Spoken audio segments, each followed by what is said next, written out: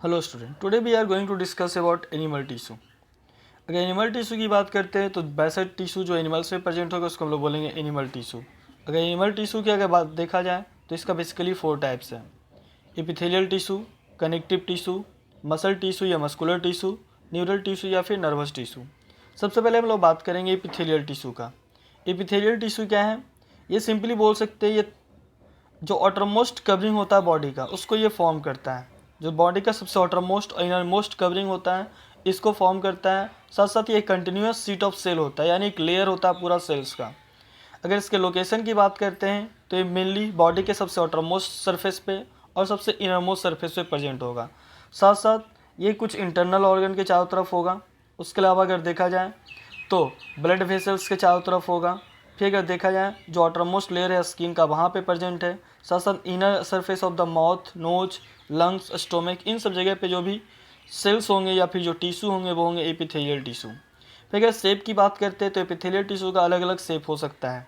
जैसे इसको देखा जाए तो ये फ्लैट हो सकता है, यानी पूरा चपटा। क्यूबॉइडल शेप का यानी क्यूब लाइक या स्क्वायर शेप बोल सकते हैं। और कॉलमनर यानी कि long pillar like cylindrical shape में। तो इस तरह से ये स्ट्रक्चर के बेसिस पे देखा है तो इसका अलग अलग टाइप्स होगा। फिर अगर एपिथेलियल टिश्यू की अगर बात करते हैं तो ये टाइटली पैक्ड होता है, यानी कि एक दूसरे से एकदम पूरी तरह से क्लोजली पैक्ड होता है, तो वहाँ पे कोई इंटरसेलुलर स्पेसेस वगैरह नहीं होगा। फिर अगर इसके फंक्शन की बात करते हैं तो ये देखा जाए तो सबसे आउटरमोस्ट और इनरमोस्ट कवरिंग को फॉर्म कर रहा है। तो इसका मेन जो फंक्शन होता है वो होता है प्रोटेक्शन। उसके अलावा एब्जॉर्प्शन कर सकता है, जैसे इंटेस्टाइन वगैरह में प्रेजेंट होगा तो एब्जॉर्प्शन में हेल्प करेगा। उसके अलावा सिक्रीशन यानी कुछ ग्लैंड्स वगैरह में अगर प्रेजेंट है तो वहाँ पे ये सिक्रीशन में हेल्प करेगा। फिर सेंसरी परसिप्शन, यानी कि ये एज ए सेंसरी सेल्स के रूप में भी वर्क करता है। तो इस तरह से देखा है तो इसका अलग अलग फंक्शन हो गया। फिर अगर हम बात करते हैं इस एपिथेलियल टिश्यू का तो इसका बेसिकली 2 टाइप होता है। On the basis of layer of cells के लेयर के बेसिस पे इसका 2 टाइप होता है। एक होता है सिंपल एपिथेलियम टिश्यू और दूसरा होता है स्ट्रेटिफाइड या कंपाउंड एपिथेलियम।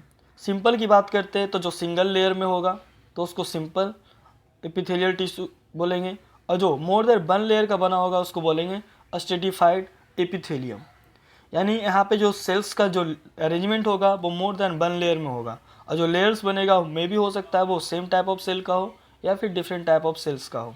तो इस तरह से देखा जाए लेयर्स के बेसिस पे अगर बात करते हैं तो एपिथेलियल टिश्यू का 2 टाइप हो गया, सिंपल और स्ट्रेटिफाइड, या उसी को कंपाउंड एपिथेलियम बोल सकते हैं।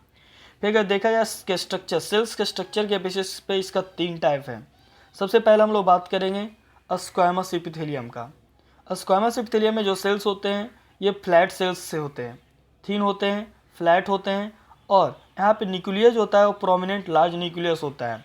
साथ साथ ये क्लोजली पैक्ड होगा, यानी यहाँ पे कोई इंटरसेलुलर स्पेसेस नहीं होगा।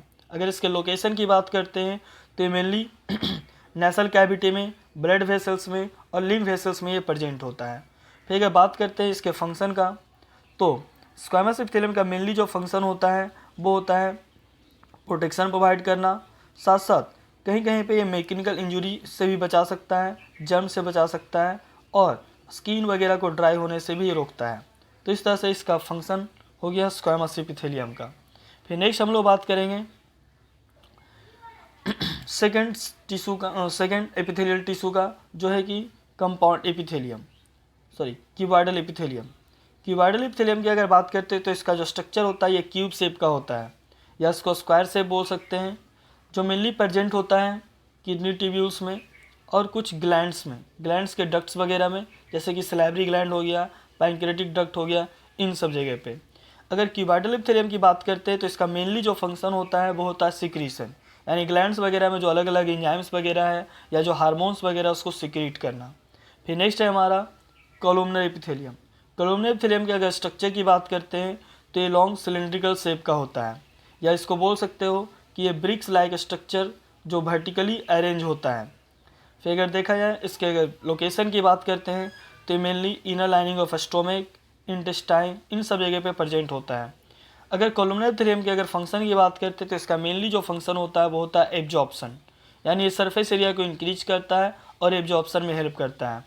उसके अलावा देखा जाए तो एपिथेलियल टिश्यू का कुछ मॉडिफिकेशंस भी है, जिससे सबसे पहले हम लोग बात करेंगे सिलेटेड कॉलमनर एपिथेलियम का। यानी बेसिकली स्ट्रक्चर देखा जाए तो इसका स्ट्रक्चर जो होगा वो कोलुमनर एपिथेलियम के थ्रू के जैसा होगा, लेकिन इसके फ्री सरफेस पे अगर देखा जाए तो यहाँ पे कुछ हेयर लाइक स्ट्रक्चर्स प्रेजेंट होते हैं। ऐसी हेयर लाइक स्ट्रक्चर्स को हम लोग बोलते हैं सीलिया, और इस सीलिया की वजह से इसको हम लोग बोलते हैं सिलेटेड कोलुमनर एपिथेलियम। अगर इसके लोकेशन की बात करते हैं तो हमारे ट्रैकिया में यानी कि विंड पाइप में प्रेजेंट होता है। तो ये देखा जाए तो सिलेटेड एपिथेलियम की अगर बात करते हैं तो इसके फ्री सरफेस पे थ्रेड लाइक प्रोटोप्लाज्मिक स्ट्रक्चर या प्रोजेक्शंस प्रेजेंट होते हैं, इसको हम लोग सीलिया बोलते हैं। इसी वजह से इसका नाम पड़ गया सिलेटेड कोलुमनर एपिथेलियम। फिर देखा जाए तो जो सीलिया होता है ये कॉन्स्टेंटली बीप करता रहता है या कॉन्स्टेंटली मूव करता रहता है यूनिडायरेक्शनल मूवमेंट में, और इस तरीके से इसके रास्ते में जो भी आता है उसको ये बाहर की तरफ हटा देता है। तो इस तरह से देखा है तो ट्रैकिया में अगर ये प्रेजेंट है तो ट्रैकिया में जो म्यूकस वगैरह होता है या डस्ट वगैरह होता है इसको कंटिन्यूसली बाहर निकालता रहता है। उसके अलावा ये ओविडक्ट में और वास्ट डिफरेंशिया में भी प्रेजेंट होता है सिलेटेड कोलुमनर एपिथेलियम।